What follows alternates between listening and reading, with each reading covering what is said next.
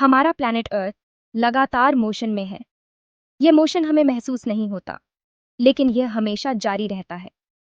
ये एक लट्टू की तरह घूमता है, अपनी एक्सिस पर हर 24 घंटे में एक पूरा चक्कर लगाता है।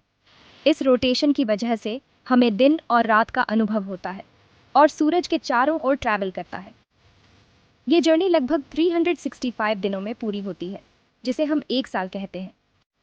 यही मूवमेंट अर्थ पे लाइफ को पॉसिबल बनाता है। सूरज से मिलने वाली एनर्जी और हीट हमारे प्लैनेट को एक जीवंत और डायनामिक जगह बनाती है।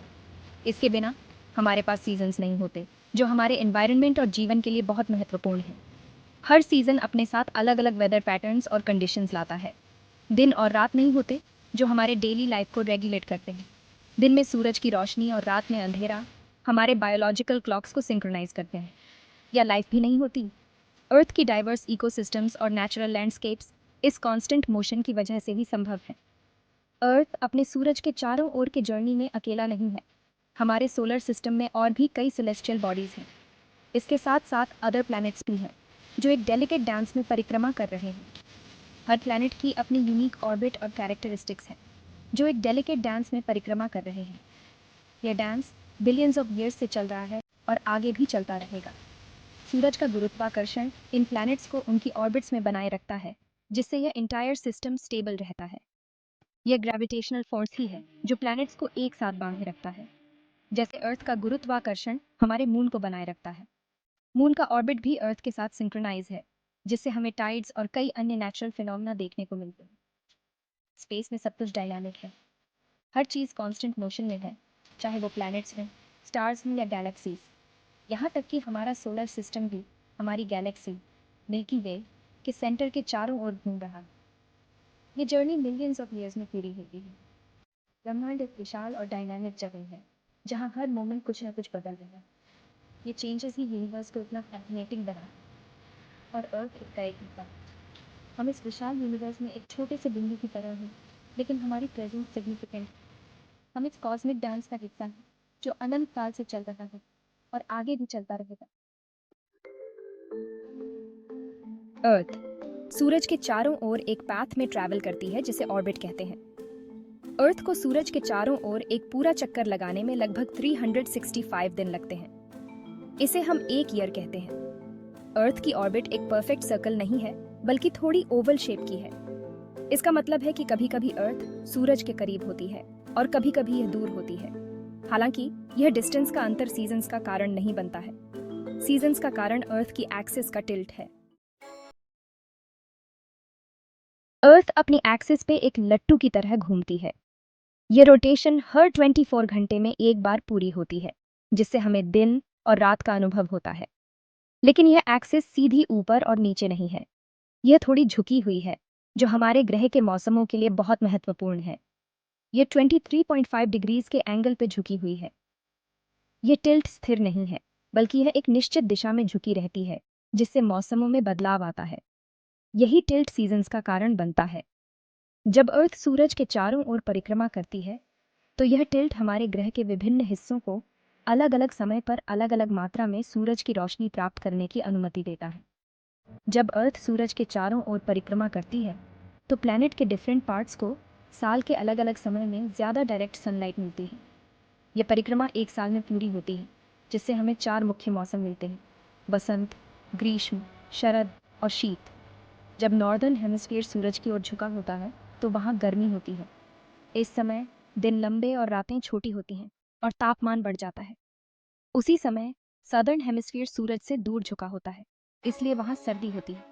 यहाँ दिन छोटे और रातें लंबी होती हैं और तापमान गिर जाता है। इसी तरह जब सदर्न हेमिस्फीयर सूरज की ओर झुका होता है, तो वहाँ गर्मी होती है और नॉर्दर्न हेमिस्फीयर में सर्दी।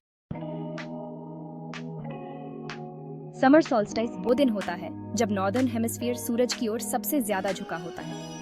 यह हर साल लगभग द 21 ऑफ जून को होता है। समर सॉल्स्टाइस के दिन नॉर्दर्न हेमिस्फीयर को सबसे ज्यादा डायरेक्ट सनलाइट मिलती है, जिससे यह साल का सबसे लंबा दिन बनता है। यह वो दिन भी होता है जब सूरज आसमान में सबसे ऊंचा दिखाई देता है। सादर्न हेमिस्फीयर में इसके ऑपोजिट होता है। द 21 ऑफ जून को वहाँ विंटर सॉल्स्टाइस होती है, जो साल का सबसे छोटा दिन होता है।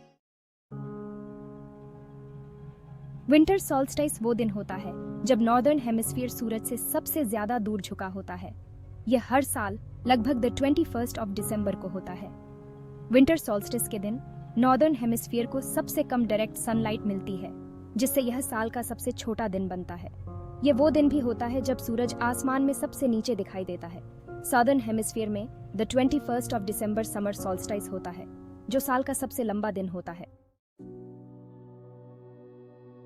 साल में 2 बार ऐसा होता है जब कोई भी हेमिस्फीयर सूरज की तरफ या उससे दूर झुका हुआ नहीं होता है। इन्हें इक्विनॉक्सेस कहा जाता है। वर्नल इक्विनॉक्स या स्प्रिंग इक्विनॉक्स लगभग द 20th ऑफ मार्च को होता है। ऑटमनल इक्विनॉक्स या फॉल इक्विनॉक्स लगभग द 22nd ऑफ सितंबर को होता है। इक्विनॉक्सेस पे पूरी दुनिया में दिन और रात लगभग बराबर लेंथ के होते हैं। अर्थ के टिल्ट की वजह से पूरे साल दिन का लेंथ बदलता रहता है। समर में दिन लंबे होते हैं क्योंकि हेमिस्फीयर सूरज की तरफ झुका होता है। विंटर में दिन छोटे होते हैं क्योंकि हेमिस्फीयर सूरज से दूर झुका होता है। डेलाइट आवर्स का डिफरेंस पोल्स पे सबसे ज्यादा होता है। नॉर्थ पोल पे समर के दौरान 6 महीने तक सूरज डूबता नहीं है और विंटर के दौरान 6 महीने तक उगता नहीं है। अर्थ का टिल्ट और सूरज के चारों ओर इसका रोटेशन अर्थ पे अलग अलग क्लाइमेट जोन्स बनाते हैं। इक्वेटर के पास स्थित ट्रॉपिकल एरियाज सबसे ज्यादा डायरेक्ट सनलाइट रिसीव करते हैं और इसलिए अर्थ के सबसे गर्म एरियाज होते हैं। पोलर एरियाज जो नॉर्थ और साउथ पोल्स पे स्थित हैं सबसे कम डायरेक्ट सनलाइट रिसीव करते हैं और इसलिए अर्थ के सबसे ठंडे एरियाज होते हैं। ट्रॉपिकल और पोल्स के बीच में टेम्परेट एरियाज होते हैं जो मॉडरेट टेम्परेचर और अलग अलग सीजन्स एक्सपीरियंस करते हैं। अर्थ का घूमना और परिक्रमा करना हमारे प्लैनेट पे लाइफ पे बहुत ज्यादा इफेक्ट डालता है। दिन और रात का साइकिल प्लांट्स और एनिमल्स के बिहेवियर को अफेक्ट करता है। बदलते सीजन्स प्लांट्स के ग्रोथ साइकिल और एनिमल्स के माइग्रेशन पैटर्न को अफेक्ट करते हैं। अर्थ पे लाइफ इन साइकिल्स के हिसाब से डेवलप हुआ है और ये साइकिल्स हमारे प्लैनेट के इकोसिस्टम की वैरायटी और बैलेंस के लिए जरूरी हैं। हम अर्थ की मूवमेंट्स के आधार पे टाइम को मेजर करते हैं।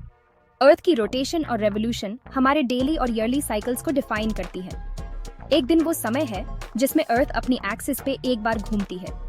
यह रोटेशन हमें डे और नाइट का अनुभव कराती है, जिससे हमारी डेली एक्टिविटीज निर्धारित होती है। एक ईयर वो समय है जिसमें अर्थ सूरज के चारों ओर एक बार परिक्रमा करती है। यह रेवोल्यूशन सीजन्स को उत्पन्न करता है, जिससे हमारे क्लाइमेट और वेदर पैटर्न्स प्रभावित होते हैं। यहाँ तक कि एक मंथ का लेंथ भी मून के फेजेस के साइकिल पे बेस्ड होता है, जो अर्थ के चारों ओर उसकी ऑर्बिट द्वारा डिसाइड होता है।